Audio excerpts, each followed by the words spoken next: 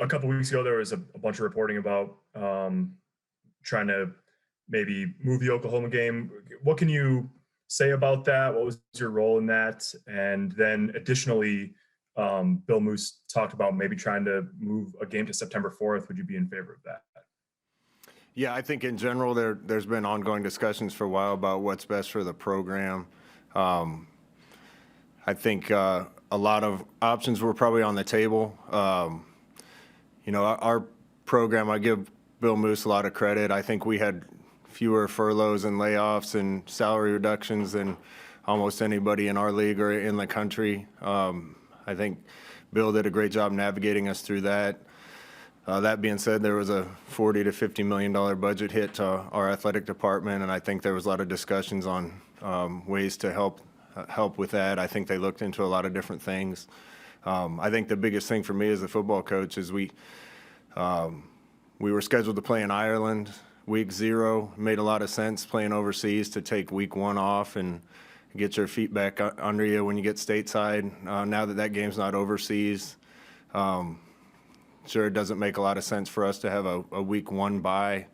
I think bringing our players back a week early and then asking them to play one game and sit out doesn't make a lot of sense. And the biggest thing for me is I think the city of Lincoln's starving, our local economy starving for home games and getting in the stands to see our football team. For recruiting too, we need home games, and the earlier the better. I think right now as it sits, we only have 1 home game scheduled till October.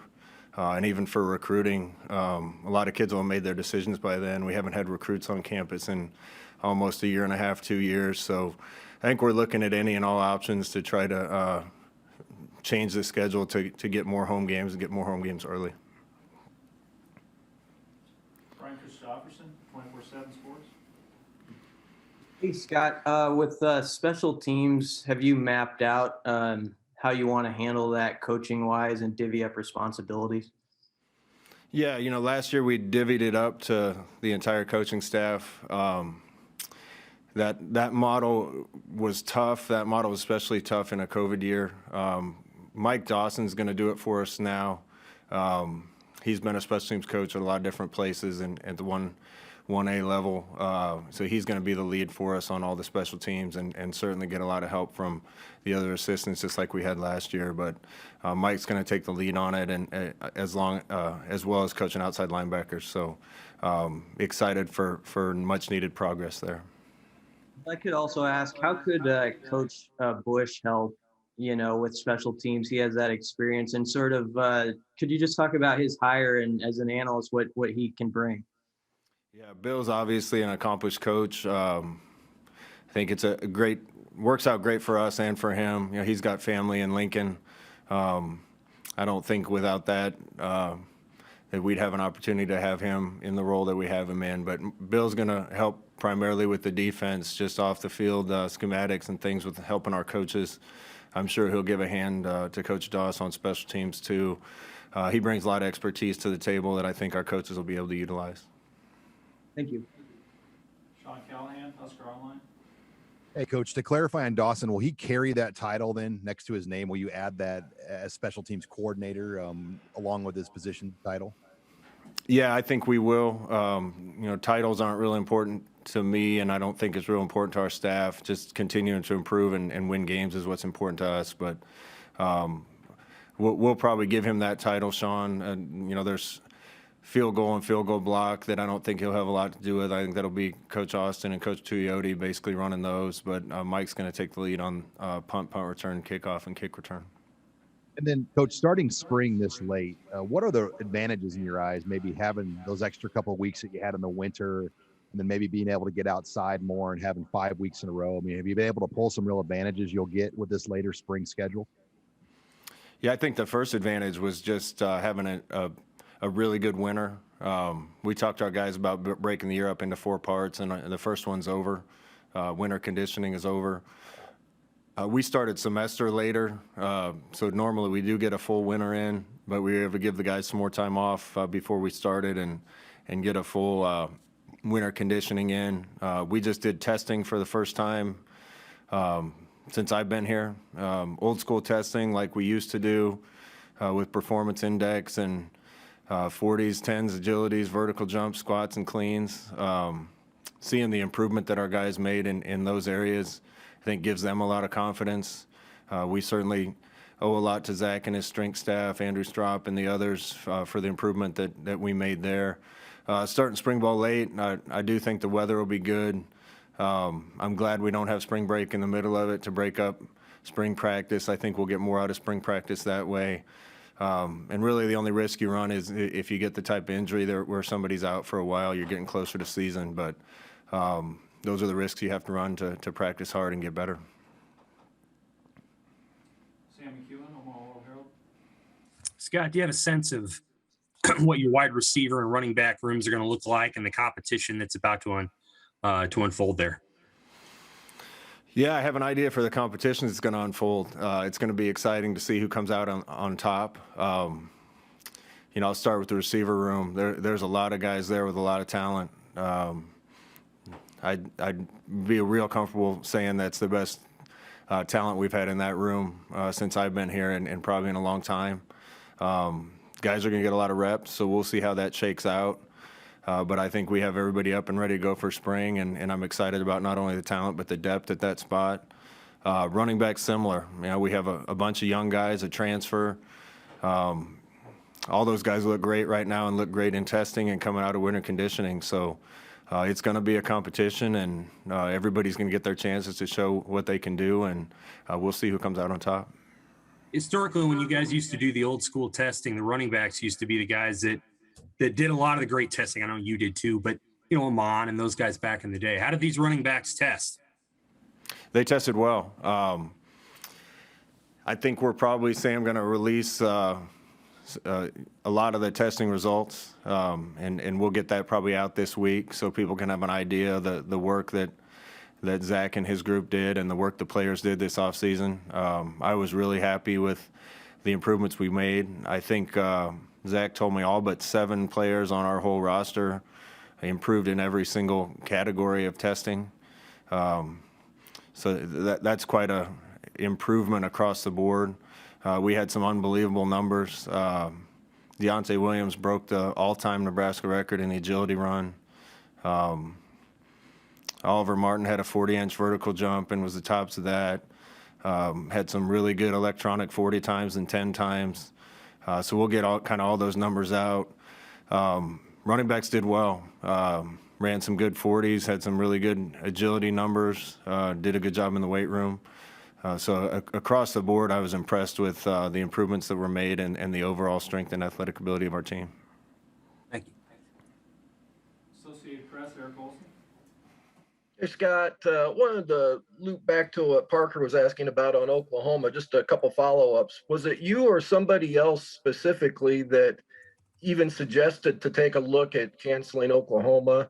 And then the second part of it is, what's your comment on the narrative that got out there about it was Nebraska trying to duck Oklahoma? Well, I grew up on Nebraska, Oklahoma. I can't count the number of times I was in Memorial Stadium in the snow and other times in November watching those games. Mike Rozier's games and Billy Sims, and that's my favorite rivalry in sports because it's the one I grew up around.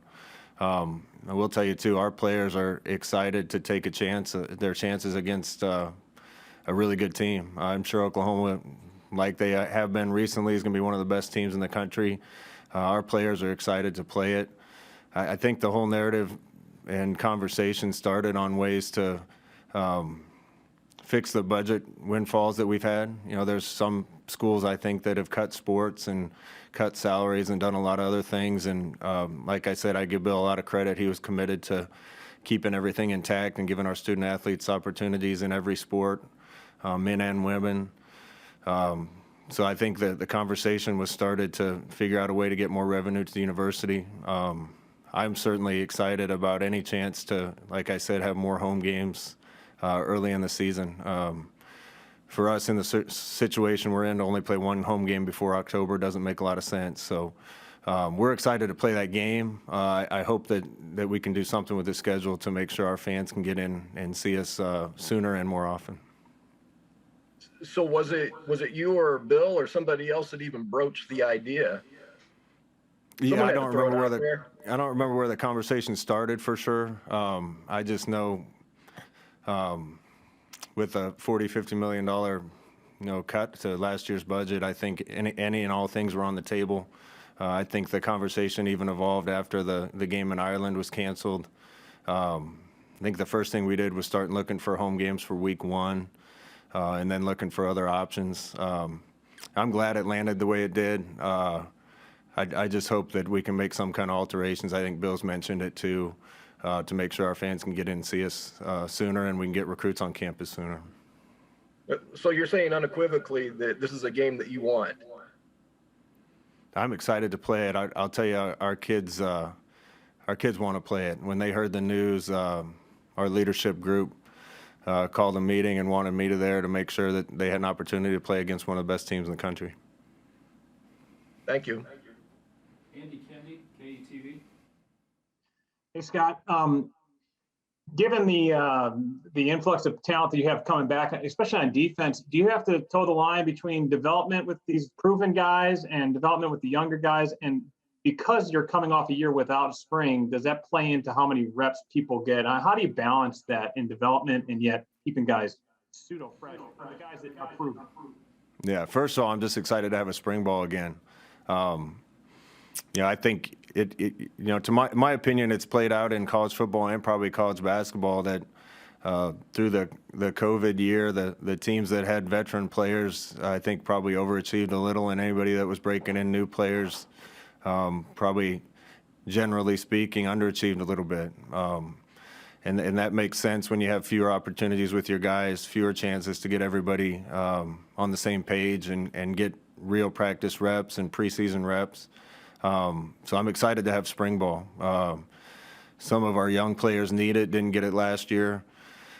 We had a conversation today with the coaching staff about finding that balance with some of the old guys. With all the talk of transfer portal and kids leaving, I can't tell you how excited I am that we have that many super seniors coming back that honestly could have gone anywhere and played and wanted to be back here.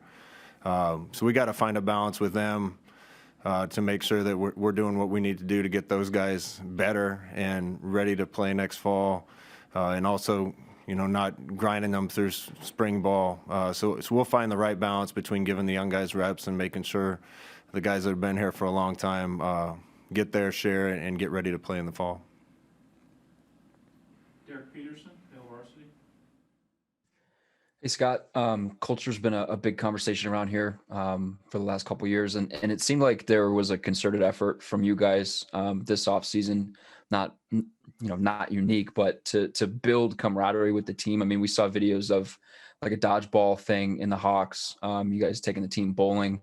How do you think those efforts went? How do you feel about just the tightness of your team and how your guys have bonded kind of throughout the winter? Well, culture isn't just a big deal the last couple of years. I think it's always a big deal. It probably gets talked about until people are tired of hearing about it. But when you have good camaraderie, good leadership, good culture built on your team, you give yourself a great chance.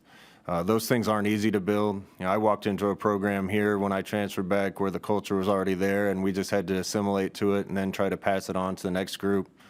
And we've been in a process of trying to get the thing built here the way we want it.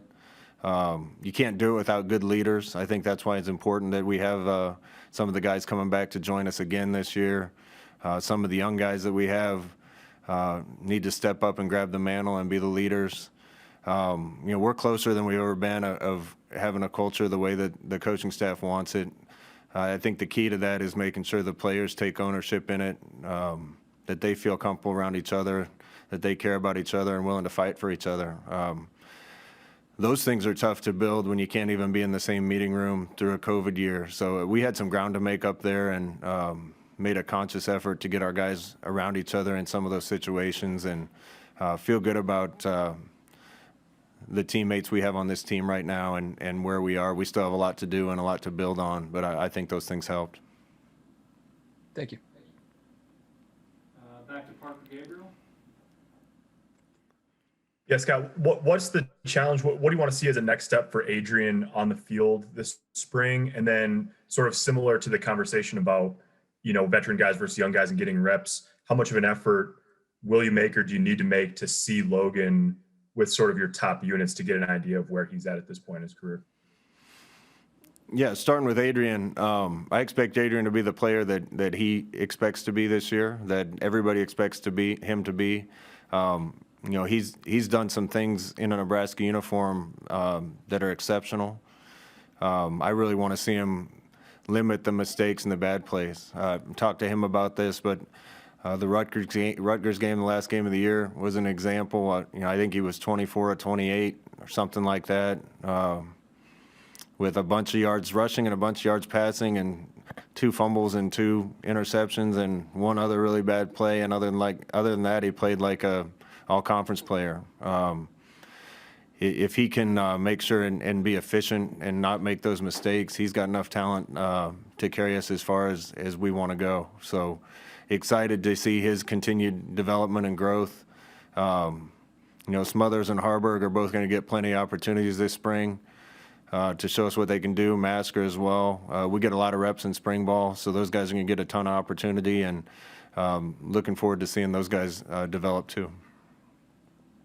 Have you had this, maybe this is, sort of with Heinrich in particular, have you had more of a chance this winter to be around your guys a little bit more, just given that you're not, I think in a normal year, you'd be out on the road recruiting or doing a lot of that. So have you got to know the guys that are brand new to your program more at this stage than you would in a typical year? Yeah, I think so. We haven't been able to be on the field with them yet, see, Harburg throw a football yet. So I'm anxious to see him take some live reps. But, we've been in the building the whole time. We're not on the road in January. So we've gotten to know those guys well. I think they've integrated into the team really well, all the newcomers that are here. I think they have a big head start, and we'll get even a bigger head start through spring ball. So those young guys, we're going to throw them into the deep end in spring ball and let them compete, and excited to see how they come out. But we definitely spent a lot of time with those guys off the field, and like I said, excited to see them go out in spring ball and show us what they got. Andrew Ward, KLKN. Hey, Scott, you mentioned fans a couple of times. Just curious, what was your initial reaction when the Big Ten made their announcement last week to allow some fans to come and watch sporting events again? Well, I'm excited. I do believe that should be a local decision. We need to do what's best. We're kind of past the point where we need to keep it all the same. Everybody's struggling, and athletic departments need revenue, and fans are hungry to see spring games and actual competitions. So I'm glad they made the decision they did. I just miss the fans. Going through that year with no fans was rough. That's part of what makes Nebraska special, is people filling Memorial Stadium and the sea of red. And I'm sure as many fans as we can have in the spring game, they'll be there. And really got our fingers crossed that come September we have some home games and we're able to see a full stadium. Mitch Sherman, The Athletic. Hey, Scott, how comfortable are you right now with the offensive line and what you have back? Juergens, Piper, Benhart to start with, but do you also have a sense of how you're going to fill an open guard spot? Yeah, I think it's a good problem when you have probably one spot that's up for grabs. You're looking at that last game of the 2020 season. Mitch, it's hard to keep track anymore of what grade everybody's in because of the extra year with the COVID exception. But we started a redshirt freshman left tackle and a redshirt freshman left guard and a Cam. I don't even know what he is anymore because he's got an extra year. But technically, I guess with the extra year, he was still a redshirt freshman, and Benhart was a redshirt freshman.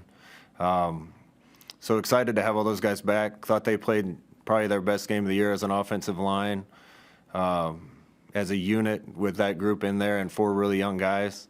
Got some other talent that played some in that game and are going to compete for time at those spots and at the guard spot as well. So expect to see Hickson and Ezra Miller and Brant Banks and Nuri and a bunch of other guys, Bando, compete for time, compete with each other for the right guard spot, and also with the guys that played last year for time at those spots. So like a lot of other groups, I think we're more talented up front than we have been, definitely have more depth than we have.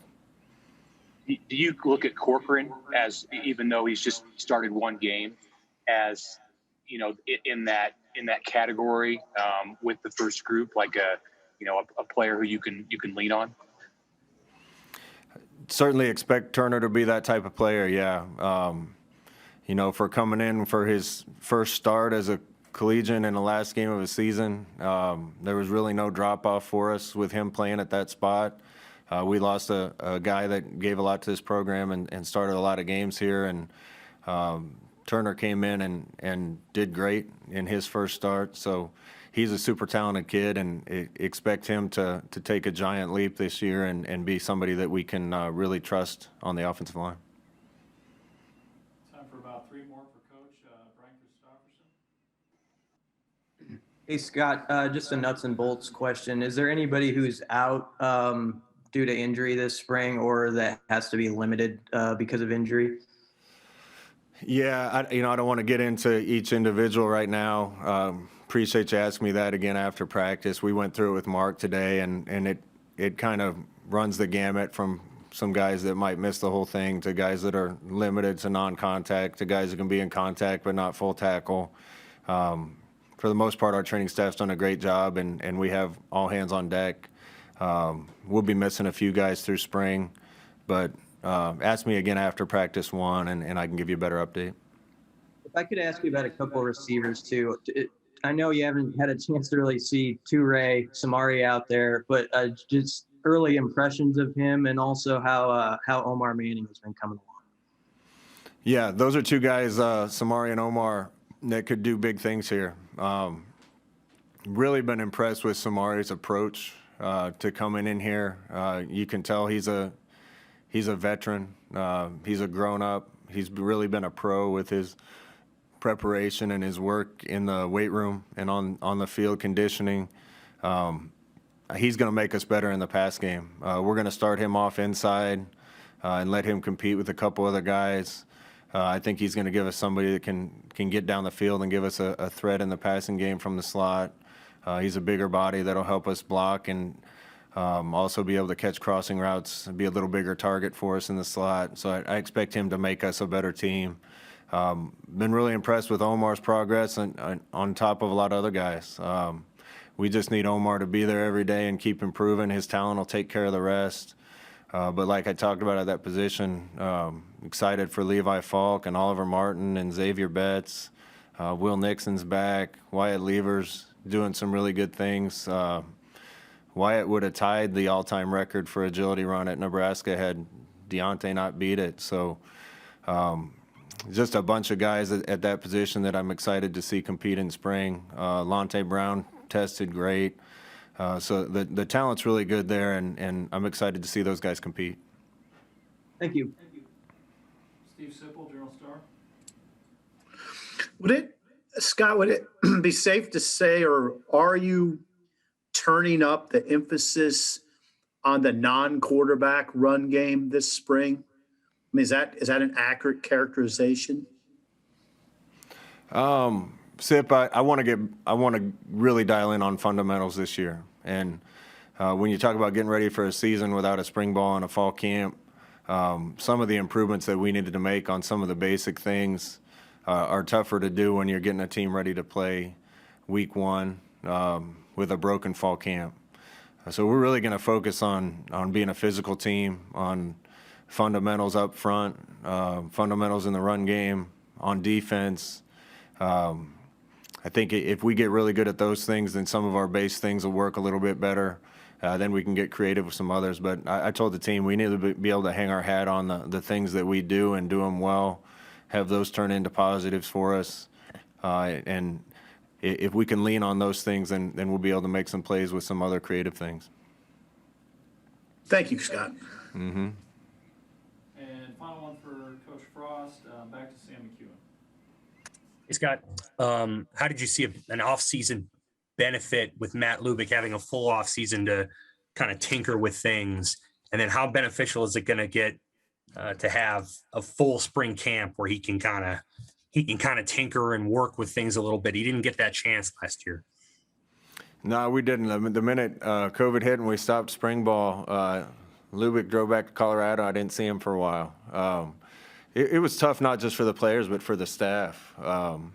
We couldn't really have staff meetings because we were in a half the time in a giant team meeting room where we couldn't hear each other, sometimes meeting in the indoor where it was like a barn in there.